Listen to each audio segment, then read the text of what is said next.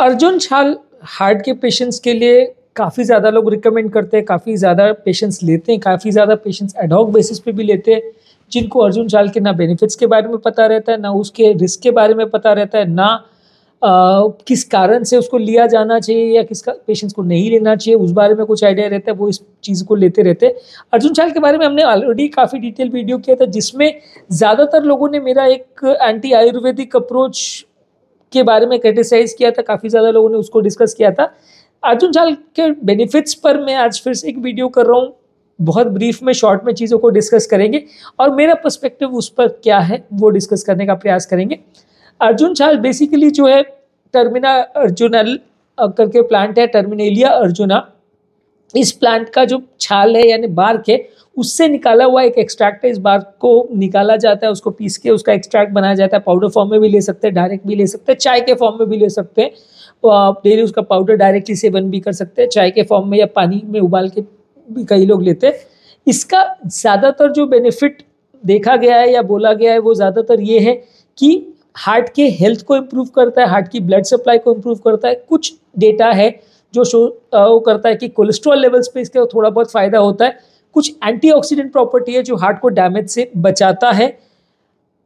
ये डेफिनेटली जो बेनिफिट है ये प्रोक्लेम बेनिफिट्स है। मेरा पर्सपेक्टिव मैंने लास्ट टाइम बोला था कि इसमें कोई बड़ी स्टडीज़ नहीं है जो शो करती है कि इसमें बेनिफिट होता है।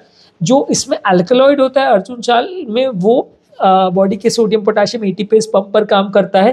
तो इसके वजह से बेसिकली ये हार्ट फेलियर में जो सेल्स का कैल्शियम इन्फ्लक्स है वो बढ़ाता है, जिससे सेल्स में थोड़ी ताकत आती है। ये सेम फंक्शन जो है डिजॉक्सिन मॉलिक्यूल या लेनॉक्सिन जो कॉमन मार्केट में टैबलेट आती है वो भी यही पंप पर काम करता है, या स्टारोक्साइम करके कार्डियक मेडिसिन है वो भी इसी पंप पर काम करती है। तो उसके लिए हार्ट फेलियर में रिकमेंडेड है। तो एकमात्र जो ज़्यादा रिसर्च यूज़ है वो इसमें हार्ट फेलियर में थोड़ा बहुत रोल है, पर ये कार्डियक टॉनिक नहीं है। काफ़ी लोगों का ज़्यादातर कॉन्सेप्ट ये है कि कार्डियक टॉनिक के कोई भी अगर लेगा तो उसका हार्ट ठीक हो जाएगा। ऐसा बिल्कुल नहीं है और ऐसा कोई डेटा अवेलेबल नहीं है। एटलीस्ट ऐसा कोई बेनिफिट किसी ने भी कोई स्टडी में रिसर्च में प्रूव नहीं किया है। आप ये है कि उसको हार्ट फेलियर में ले सकते हो एज एन एडजंक्ट, बाकी मेडिसिन के साथ इसको ले सकते हो।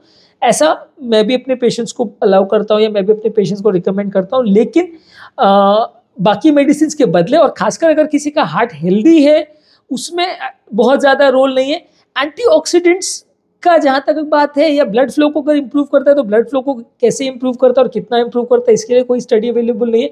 और एंटीऑक्सीडेंट्स के लिए भी जहाँ तक अगर बात है तो एंटीऑक्सीडेंट्स भी बहुत हाई डोजेस में विटामिन सी और विटामिन ई के भी जो टेस्ट स्टडीज हुए हैं वो भी फेल हुए हैं कि कुछ सिग्निफिकेंट बेनिफिट वो दे पाते हैं। तो इसलिए मेरा रिकमेंडेशन ये कि नॉर्मल हार्ट वालों के लिए लेने का बहुत ज़्यादा रोल नहीं है। कोलेस्ट्रॉल रिडक्शन के लिए इसके पास थोड़ा डेटा अवेलेबल है। अर्जुन छाल की कुछ स्टडीज़ है जिसमें कोलेस्ट्रॉल रिडक्शन का देखा गया है। आप लेना चाहे तो बाकी मेडिसिन के साथ में इसको ले सकते हैं। कोलेस्ट्रॉल रिडक्शन में कितना आपको बेनिफिट होगा आप रीअसेस करके देख सकते हैं।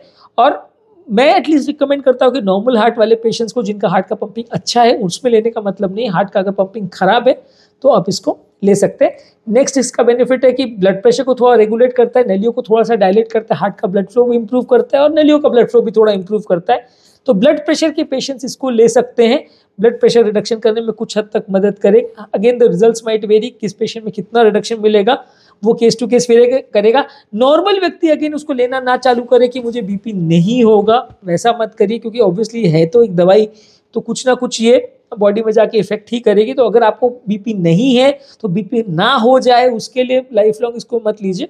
हाँ, बीपी है तो उस बाकी मेडिसिन के साथ में आप इसको ले सकते हैं। नेक्स्ट मैंने जैसा कहा एंटी इन्फ्लेमेटरी प्रॉपर्टी, बॉडी के सूजन को या इन्फ्लेमेशन को कम करता है। बॉडी में कोई भी कारण से अगर पेन हो रहा है, इन्फ्लेमेशन है, सीआरपी वगैरह बढ़ा हुआ है तो आप इसको ले सकते हैं। एंटी इन्फ्लेमेटरी एक्शन है, कुछ हद तक सूजन को कम करता है।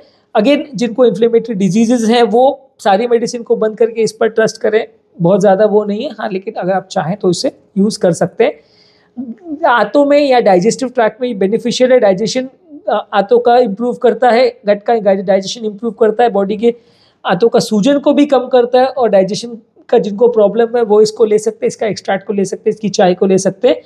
जिनको रेस्पिरेटरी प्रॉब्लम है या जिनको खांसी का प्रॉब्लम है या रेस्पिरेटरी ट्रैक्ट में कंजेशन हो रहा है, वहाँ पे अगर म्यूकस जमा हो रहा है तो उसमें भी ले सकते हैं। ये कफ निकालने को और एक्सपेक्टोरेशन करने में कुछ हद तक मदद करता है। जिन लोगों को भी लॉन्ग स्टैंडिंग कफ का प्रॉब्लम है तो इसको एज एन एक्सट्रैक्ट वे में ले सकते हैं। मेरा ऐसा रिकमेंडेशन ये है कि आप इसको कुछ दिन ट्राई करके देखिए, जो भी पैरामीटर्स आपके जिसको प्रॉब्लम है, अगर कोलेस्ट्रॉल का प्रॉब्लम है या बीपी का प्रॉब्लम है या जो भी है, आप उसका इफेक्ट देख लीजिए। अगर आप चाहो, जब लाइफस्टाइल मॉडिफिकेशन आप कर रहे हो तो उस दौरान आप 2 से 3 महीना उसको लेके देखिए कि कितना आपको बेनिफिट हो रहा है। अगर आपको एक्चुअल में बेनिफिट हो रहा है और आपको एक्चुअल में बीपी या कोलेस्ट्रॉल इससे कम हो रहा है और कंसिस्टेंट रिजल्ट अगर आपको मिल रहे हैं, कोलेस्ट्रॉल लेवल बिना मेडिसिन के कम हो रहा है, तो आप इसको ट्राई कर सकते हैं। कितने समय तक ट्राई करना है वो अगेन कंट्रोवर्शियल इशू है। कई लोग उसको लंबे समय तक भी लेते हैं, लाइफ टाइम भी लेते हैं। तो आई एम नॉट श्योर कि लाइफ टाइम लेने में इसकी कितनी सेफ्टी है और ये कितना अच्छा प्रोडक्ट है। लंबे समय तक अगर इसको कोई लाइफ टाइम लेगा तो ये कोई नुकसान करेगा ही नहीं। कुछ मेरे पेशेंट ज़रूर इसके साथ जीआई इंटॉलरेंस और एसिडिटी होने का प्रॉब्लम या पेट खराब होने का प्रॉब्लम या बहुत इसका टेस्ट खराब होने का प्रॉब्लम, इस तरह की चीज़ें ज़रूर बताते हैं। पर अदरवाइज लंबे समय तक इसको लिया जाए अगर बीपी के कंट्रोल के लिए या कोलेस्ट्रॉल के कंट्रोल के लिए, तो कितना फ़ायदा है, कितना अच्छा कंट्रोल होगा वो डाउटफुल है। कोलेस्ट्रॉल, बीपी और इस तरह की प्रॉब्लम्स जो है ये क्यूरेबल प्रॉब्लम्स नहीं है। हार्ट की प्रॉब्लम भी क्यूरेबल प्रॉब्लम नहीं है, ये ज़्यादातर कंट्रोलेबल प्रॉब्लम है। अगर उससे बेनिफिट आपको चाहिए तो लंबे समय तक कोई भी चीज़ों को लेना पड़ेगा।